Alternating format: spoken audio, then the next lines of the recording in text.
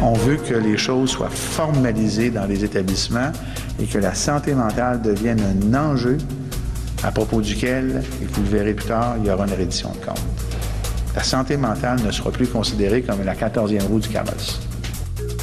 C'est le ministre de la Santé, Gaétan Barrette, qui présentait ce matin le nouveau plan d'action en santé mentale pour les années 2015 à 2020. Essentiellement, on vise une meilleure coordination entre les services et on fera des efforts tout particuliers pour les jeunes, les adolescents et les jeunes adultes pour qui Québec va mettre sur pied un réseau de soins en santé mentale qui leur est adapté. Le plan ajoute 70 millions de dollars au budget. Les premières réactions du milieu sont pour le moment prudentes. L'Association des médecins psychiatres va d'ailleurs se prononcer mardi prochain. J'ai parlé au ministre Barrette en fin d'après-midi dans nos studios. Docteur Barrette, bonsoir, bienvenue à 24/60. Bonsoir. Vous avez fait l'annonce aujourd'hui d'une politique en santé mentale. C'est pas la première fois qu'au Québec on fait ce genre d'annonce, mais vous avez, il me semble, fait tout un aveu en disant que la santé mentale, ce serait plus la 14e roue du carrosse. C'est tout un aveu, ça. Je pense qu'on a eu d'échec de nos interventions depuis tant d'années. Écoutez, quand j'ai fait le projet de loi 10, quand on rencontrait les gens en commission parlementaire, on rencontrait aussi des gens qui étaient en privé. Et ce qui m'avait beaucoup étonné et déçu, c'est les gens qui sont du secteur de la santé mentale, la réadaptation, la protection de la jeunesse. Eux autres se sentent, eux autres, constamment, puis s'expriment comme ça, comme étant une partie négligée du réseau de la santé. Oui, on parle beaucoup de civière invisible. Ça ne saigne pas. C'est difficile à réparer, là, un problème de santé mentale. C'est pas juste un chirurgien qui rentre en salle d'opération le matin.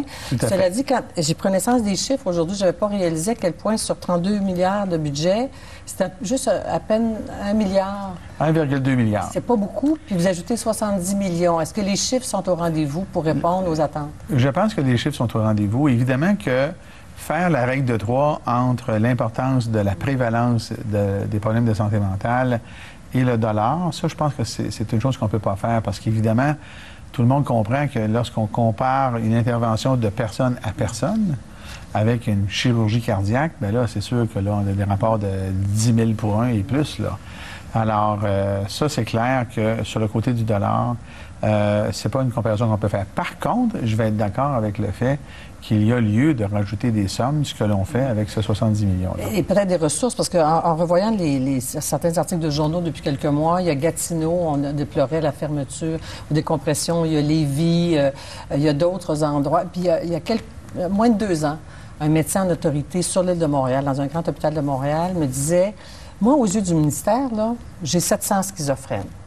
Mais qui viennent d'en voir dans mes dossiers, j'en ai 2000. Qu'est-ce que vous voulez que je fasse? Donc, avoir des soins, c'était une attente incroyable. Oui, c'est vrai. Et il y a une question là-dedans d'organisation. D'ailleurs, je m'y adresse dans le plan d'action en santé mentale 15-20. Il y a un problème réel d'organisation. Et un des objectifs de la loi 10, c'était de faire en sorte que l'intégration se fasse, que la fluidité se fasse. Dans le plan d'action, la fluidité, la continuité des soins entre le diagnostic fait dans la jeunesse et l'âge adulte, c'est un focus majeur.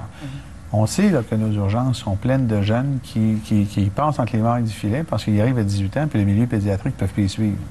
Et il n'y a personne qui s'occupe de les prendre en charge à l'âge adulte. Il y en a, là, quand je dis personne, j'exagère, mais on en perd beaucoup. En même temps, on sait, et ça c'est de la science qui montre ça, c'est pas de la politique, là. On sait maintenant clairement aujourd'hui que la naissance des problèmes de santé mentale, de tout niveau, c'est à l'adolescence. Mais pour ceux de Gatineau, de Lévis ou de l'île de Montréal, qui subissent les pressions de cette clientèle-là très vulnérable et qui n'ont pas les ressources, au-delà d'une capacité d'organisation, parce qu'il faut d'abord voir son médecin de famille, puis là, il faut attendre 1 an pour voir un psy. Oui, justement. C'est ça aussi l'organisation. Quand vous regardez le plan d'action santé mentale, ça exige des milieux qui sont maintenant les 6, ça exige de tous ces gens-là de faire en sorte qu'il y ait mise à la disposition des médecins de famille. Puis là, je ne veux pas assujettir l'un à l'autre, mais il doit y avoir un canal de communication et de transfert qui se fasse entre la première et la deuxième ligne, quitte à ce qu'il y ait à la suite un retour à la première ligne. Ça, c'est une question d'organisation qui ne fonctionne pas bien aujourd'hui.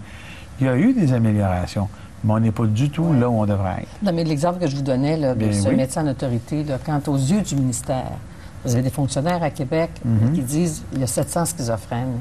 dans ma région administrative ici dans l'île de Montréal, mais moi, en réalité, j'en ai 2000.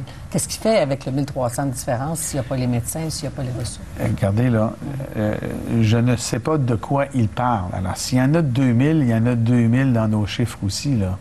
Alors, on lui donne les ressources pour en traiter ça, c'est une autre chose. Ouais. Lui, il dit qu'il manque de ressources. Je suis bien d'accord qu'il peut manquer de ressources.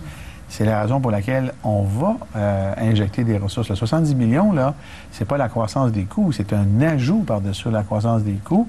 Mais il ne reste pas moins qu'à la case départ, il faut quand même bien organiser notre système. Déjà, l'Ordre des psychologues a réagi en demandant, c'est pas la première fois que vous l'entendez, la gratuité des soins psychologiques, ça serait un ajout important au système. Que dites-vous à ça? Quand j'annonce un plan d'action, quand le gouvernement sort pour faire une annonce d'un plan d'action qui est vraiment dirigé pour amener des correctifs dans notre système de santé, je trouve ça toujours un peu dommage que des gens arrivent avec leur position de groupe d'intérêt. C'est sûr que les psychologues ont un rôle à jouer, mais je ne pense pas que ce soit nécessairement le moment pour faire une telle revendication. La question des droits, vous en avez parlé beaucoup. Essentiel. Et pour couvrir toutes les tragédies qui impliquent des problèmes de santé mentale, on a déjà eu sur ce plateau des psychiatres. Je pense à Dr Chamberlain, je le cite parce qu'il était criminel, puis qu'il l'a déjà dit publiquement. La fameuse loi de protection du malade mental.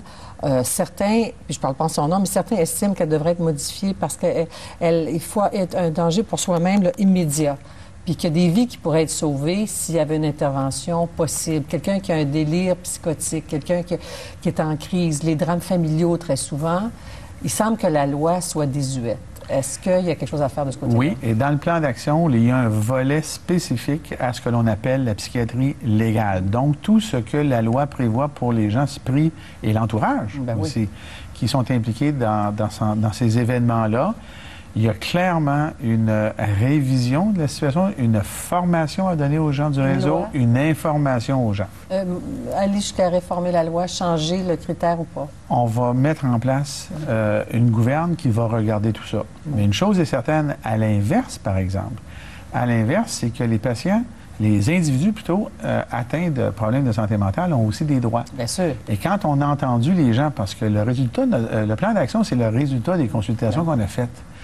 Et beaucoup de gens sont venus nous voir, particulièrement les familles et les usagers, nous ont dit, regardez, nous, quand on a un problème de santé mentale, là, c'est comme si on n'avait plus de droits, c'est comme si on était des objets. Et on a des droits, puis on veut les faire respecter. Alors, d'un côté, on a ceux qui disent, agissez avec la loi comme levier, et les gens sur lesquels on agit qui nous disent, attention, on a des droits, nous, on va revoir ça. Parce que certains constatent que le refus de traitement, c'est un droit du patient. Tout à fait. Tout à fait du droit du patient. Et comme il doit tenter un danger vraiment pour la vie d'autrui, pour sa vie immédiate, il peut avoir une certaine réticence et des fois, les familles sont complètement dépassées en disant, bien, ils ne peuvent rien faire parce que... Puis là, des fois, il est trop tard. Et en plus, les familles, souvent, n'ont pas accès à l'information appropriée. Puis ça, c'est un non-sens. On ne peut pas arriver et dire à la famille de quelqu'un qui est dans cette situation-là, on ne vous donnera pas l'information parce que c'est le secret professionnel. À un moment donné, il faut briser ça aussi. Surtout que ces patients-là sont souvent... souvent, c'est les familles qui demeurent à la ressource. Ils ont 30, 40, 50 ans. Ils ont été malades toute leur vie, puis c'est les parents encore qui s'en occupent. Ouais. Alors ça, là, c'est d'ailleurs, c'est le premier élément du plan, c'est la primauté de la personne. On doit revoir tout ce qui est légal autour de ça pour faire en sorte que, dans un sens ou dans l'autre, on respecte le droit des citoyens et de leur famille. Merci, Dr. Barrett. Merci, bonne soirée. Merci.